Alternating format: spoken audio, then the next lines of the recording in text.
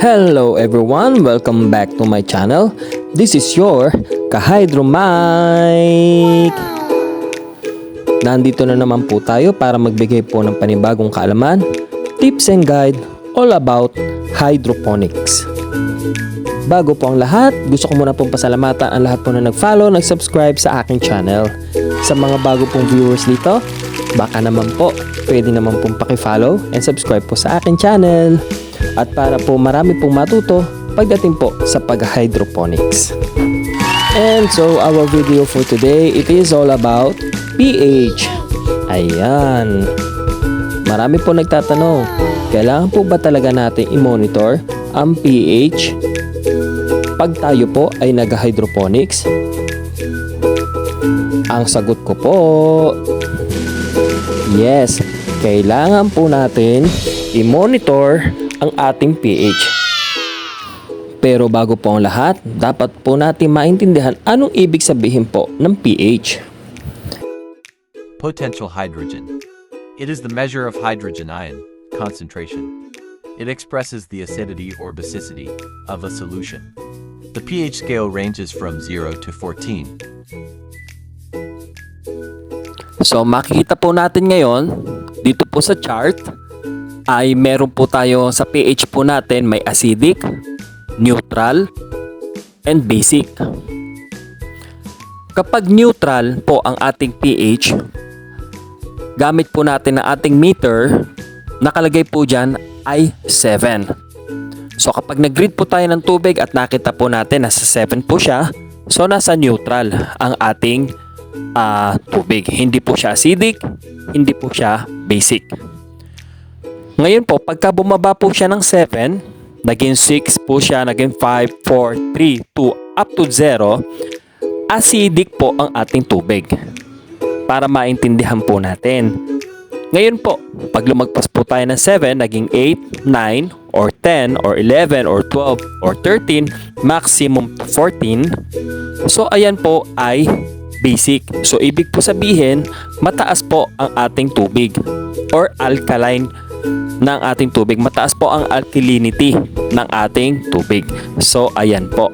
So, meron po tayong tinatawag na acidic, neutral, and basic.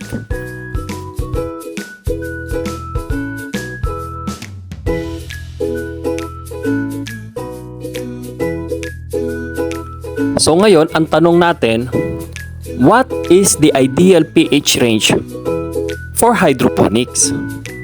Ang pH range po sa hydroponics ay depende po sa required ng ating pong mga itinatanim.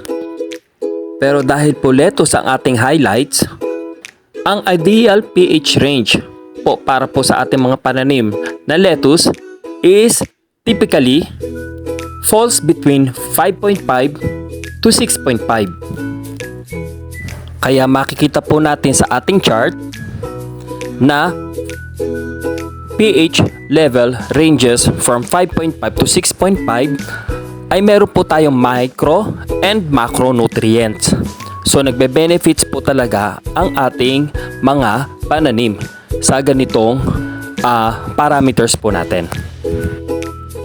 Kaya it is very important to test regularly our nutrient solution para malaman po natin kung nandun pa po yung ating ideal ranges sa from 5.5 to 6.5.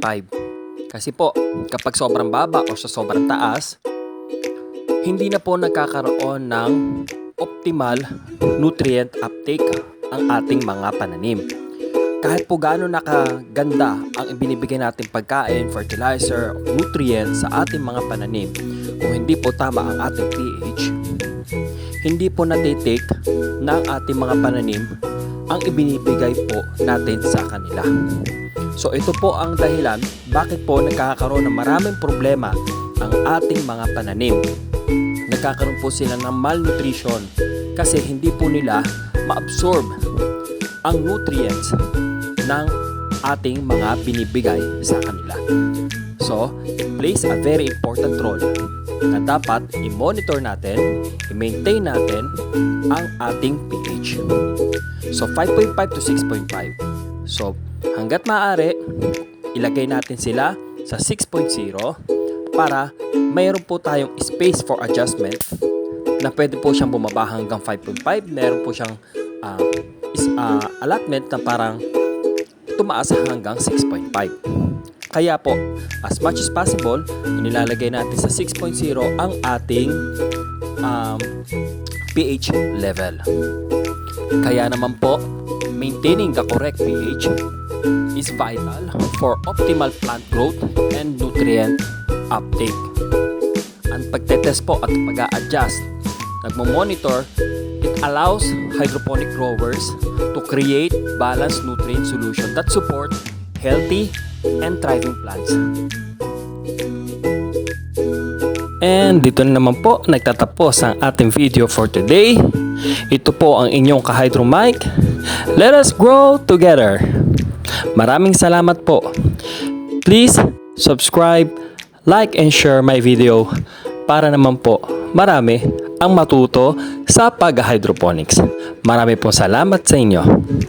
Bye-bye!